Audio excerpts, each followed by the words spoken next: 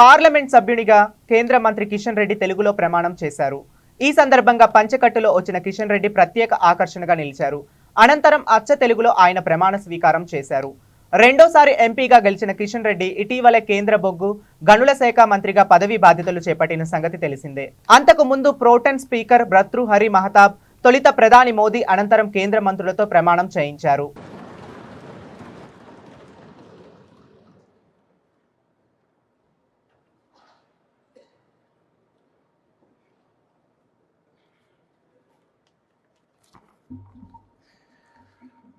గంగాపురం కిషన్ రెడ్డి అను నేను లోక్సభ సభ్యునిగా ఎన్నుకోబడినందున చట్టరీత్యా నెలకొల్పబడిన భారత సంవిధానం పట్ల యథార్థమైనటువంటి భక్తి విశ్వాసములు కలిగి ఉంటానని, భారతదేశపు సర్వసత్తాక అధికారంను అఖండతను సమర్థిస్తానని, నేను స్వీకరించబో కర్తవ్యంను శ్రద్ధాశక్తులతో నిర్వహిస్తానని దైవసాక్షిగా ప్రమాణం చేస్తున్నాను.